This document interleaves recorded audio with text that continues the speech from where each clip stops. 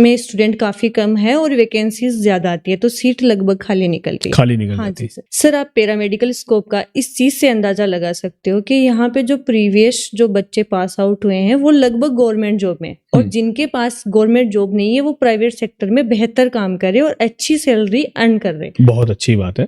यानी कि लगातार डिमांड बढ़ रही है और लगातार स्टूडेंट्स को गवर्नमेंट प्राइवेट सेक्टर्स में ऑक्यूपाई हो जा रहे हैं। भारत में नहीं बल्कि पूरे विश्व में ऐसे टेक्नीशियंस की डिमांड लगातार बढ़ रही है। आगे हम और क्वेश्चंस की तरफ बढ़ते हैं।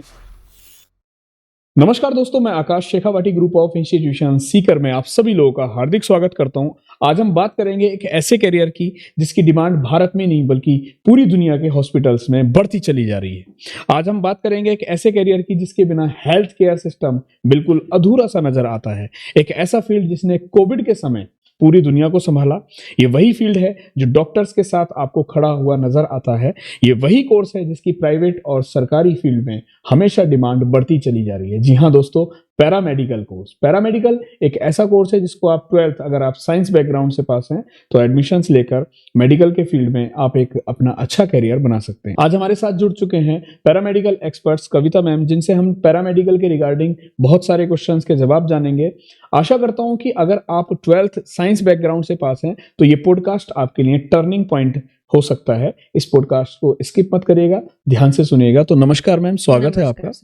सबसे पहले तो मैम पहला क्वेश्चन ही मेरे पास ये है कि पैरामेडिकल की रियल डिमांड को हम समझना चाहेंगे आपसे। जी सर, देखिए सर, हॉस्पिटल चाहे कितना भी बड़ा हो, टेक्नोलॉजी चाहे कितनी भी एडवांस हो, डॉक्टर चाहे कितने भी स्किल्ड हो, पर जब तक उनके साथ में ट्रेंड पैरामेडिकल प्रोफेशनल नहीं होंगे तब तक किसी भी पेशेंट का प्रॉपर तरीके से डायग्नोस नहीं कर पाएंगे। बिल्कुल।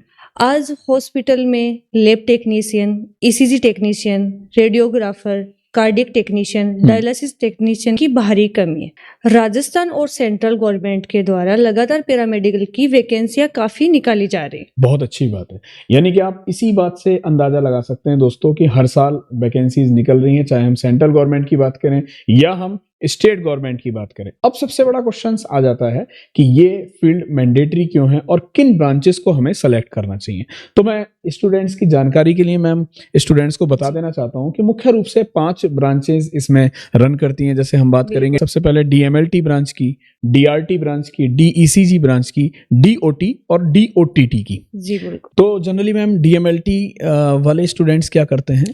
डीएमएलटी वाले स्टूडेंट सर ब्लड टेस्ट से लेकर पैथोलॉजी रिपोर्ट को डीएमएलटी वाले स्टूडेंट देखते हैं। और DRT? DRT x ray, CT scan और एमआरआई, आरटी वाले देखते हैं। आरटी वाले स्टूडेंट्स देखते हैं। जनरली रेडियोग्राफी से जुड़ी काफी मशीनरीज होती हैं। उन मशीनरीज को ऑपरेट करने के लिए एक ऐसे टेक्नीशियंस की जरूरत होती है। तो डिप्लोमा इन रेडिएशन टेक्नोलॉजी करने के बाद जनरली स्टूडेंट्स डॉक्टर की टीम का हिस्सा बनते हैं और उन मशीन्स को ऑपरेट करते हैं। तो मैम आगे ब्रांच आती है, जैसे ऑप्थो ब्रांच आती है, उनका क्या काम रहता है? ऑप्थो ब्रांच का सर काम रहता है कि जो आंखों से रिलेटेड जो भी डिजीज है वो ऑप्थो वाले देखते हैं। बिल्कुल सही बात है, क्योंकि हर लगभग छोटे बच्चे से लेकर बड़े तक आज हर इंसान यूज्ड टू हो चुका है स्क्रीन का। तमाम आंखों की प्रॉब्लम बढ़ती चली जा रही है। ऐसे में हर तीसरे इंसान की आंखों पर चश्मा या लेंस आप लोगों को अमूमन दिखाई दे जाते हैं। तो उन डिसीज को फाइंड आउट करने के लिए हम ऑप्थो टेक्नीशियंस की हेल्प लेते हैं जो डॉक्टर के साथ रहते हैं। अब बात कर लेते हैं मैम डीओटीटी यानी कि ऑपरेशन थिएटर। तो उसमें किस तरीके का काम रहता है? उसमें सर जो ऑपरेशन से रिलेटेड है, डॉक्टर्स के साथ में सारे जो स्टूडेंट है वो ओटी टेक्नीशियन रहते हैं। तो ओटी भी भारी डिमांड है। भारी डिमांड रहती है। जी सर। यानी कि आप किसी भी ब्रांच को सेलेक्ट करेंगे, उसके बाद अपना सुपर करियर बना सकते हैं मेडिकल के फील्ड में। मुझे लगता है ये सारी ब्रांचेस कंबाइंड तरीके से एक ही मेडिकल फील्ड का एक हिस्सा है। आप वेदर डीएमएलटी चूज करें या फिर डीओटी चूज करें या फिर डीओटीटी चूज करें या फिर डीआरटी चूज करें या डीईसीजी चूज करें। डीईसीजी के बारे में बताएं मैम आप। ईसीजी में क्या है कि जो सर हार्ट से रिलेटेड जो भी डिजीज है वो ईसीजी वाले देखते हैं। ईसीजी वाले देखते हैं। तो इनकी भी काफी डिमांड है। क्योंकि ईसीजी में स्टूडेंट काफी कम है और वैकेंसीज ज्यादा आती है, तो सीट लगभग खाली निकल रही है। खाली निकल जाती है, तो लगातार वैकेंसी। अब आप इस बात को ऐसे भी समझ सकते हैं दोस्तों, मैं थोड़ा सा और सिंप्लीफाई कर देता हूँ कि आप इस बात का अंदाजा ऐसे लगाइए कि लगभग हमने अपनी दिनचर्या को खो दिया है, दिनचर्या खराब कर लिया, खान पान का स्तर लगातार गिरता चला जा रहा है, जिसकी वजह से हर घर में हार्ट की डिसीज लगातार बढ़ती जा रही है। ऐसे में ईसीजी टेक्नीशियंस की भी भारी डिमांड यहाँ पर देखी जा सकती है। भारत में नहीं बल्कि पूरे विश्व में ऐसे टेक्नीशियंस की डिमांड लगातार बढ़ रही है। आगे हम और क्वेश्चंस की तरफ बढ़ते हैं। सर, आप पैरामेडिकल स्कोप का इस चीज से अंदाजा लगा सकते हो कि यहाँ पे जो प्रीवियस जो बच्चे पास आउट हुए हैं वो लगभग गवर्नमेंट जॉब में, और जिनके पास गवर्नमेंट जॉब नहीं है वो प्राइवेट सेक्टर में बेहतर काम कर रहे और अच्छी सैलरी अर्न कर रहे। बहुत अच्छी बात है।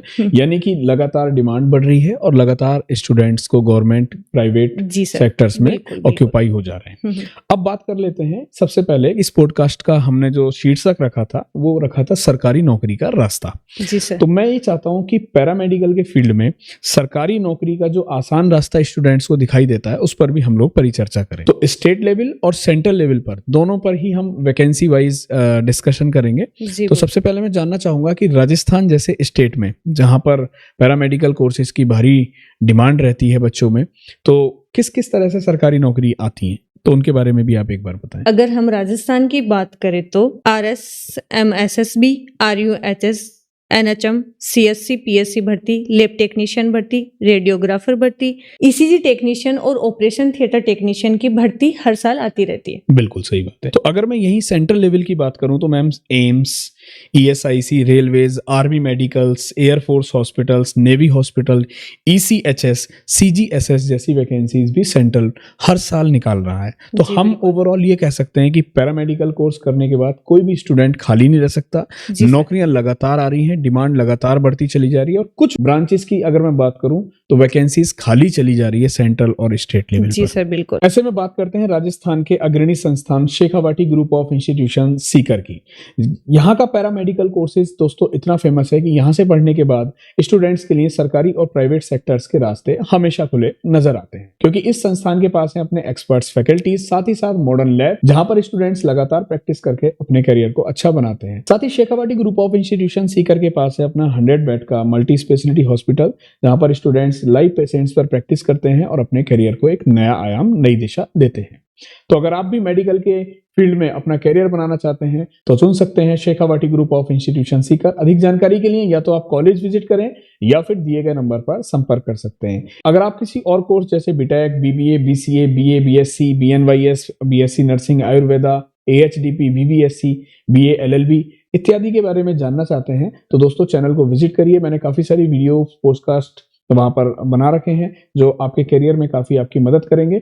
अगर ये वीडियो आप लोगों के लिए अच्छी लगी है तो आप इसको लाइक जरूर करिएगा, चैनल को सब्सक्राइब करिए। फिर मुलाकात करेंगे ऐसे ही किसी मुद्दे के साथ, ऐसे ही आपके किसी करियर पॉडकास्ट के साथ। तब तक के लिए अपना ध्यान रखिए। Bye bye, take care and love you guys.